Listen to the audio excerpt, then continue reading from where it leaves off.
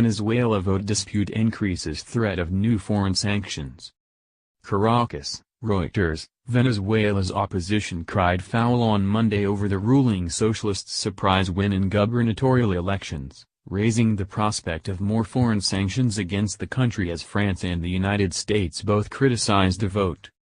President Nicolas Maduro's candidates took 17 governorships, versus 5 for the opposition, in Sunday's nationwide poll, according to the pro-government electoral board. The socialists' strong showing came despite devastating food shortages, triple-digit inflation, and a collapsing currency. Polls had suggested the opposition would easily win a majority. Dismayed leaders of the Democratic Unity Coalition decried irregularities, called for street action, and demanded an audit, but they did not offer detailed evidence of fraud. "Neither Venezuelans nor the world will swallow this fiction," said opposition campaign chief Gerardo Blide. One losing candidate, Carlos Ocariz, who ran for Miranda State, alleged a litany of abuses ranging from multiple voting, state food handouts on the day of the poll, forced attendance at gunpoint, and suspicious phone and power outages. Opposition leaders also said the election board skewed the poll by moving several hundred vote centers out of their strongholds, and confused people by keeping the names of opposition candidates eliminated in primaries on the ballot. "The system is totally fraudulent," said Ocariz. Many dispirited opposition supporters now hope foreign pressure will hurt Maduro. The United States on Monday condemned the elections as neither free nor fair and vowed to keep up pressure on Maduro. "As long as the Maduro regime conducts itself as an authoritarian dictatorship, we will work with members of the international community and bring the full weight of American economic and diplomatic power to bear in support of the Venezuelan people as they seek to restore their democracy," State Department spokeswoman Heather Nauert said in a statement. The Trump administration has already imposed sanctions on Maduro and top officials, including election board head Tobias A. Lucena. Washington has also struck at the government's ability to raise more funds via foreign debt.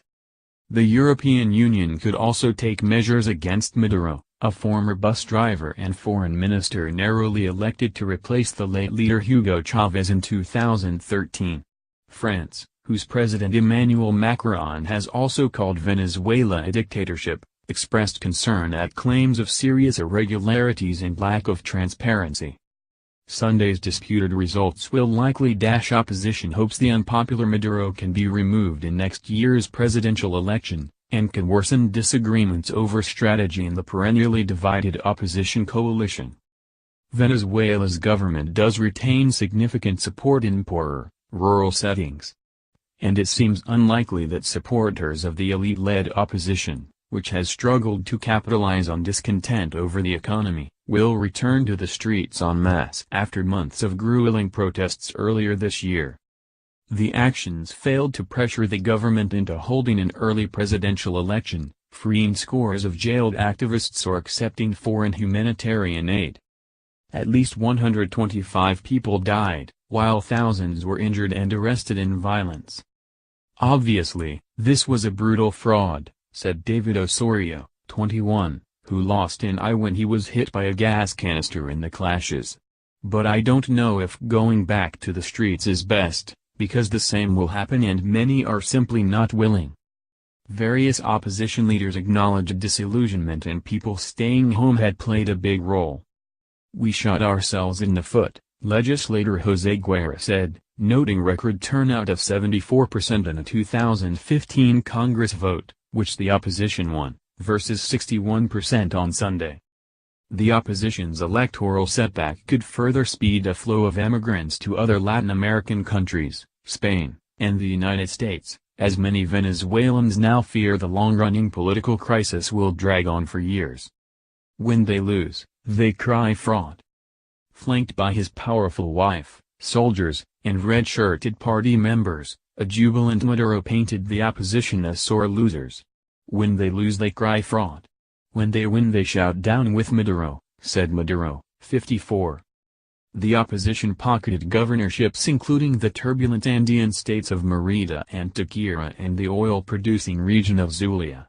The government, which had previously controlled 20 governorships, took states across Venezuela's languid plains and steamy Caribbean coast.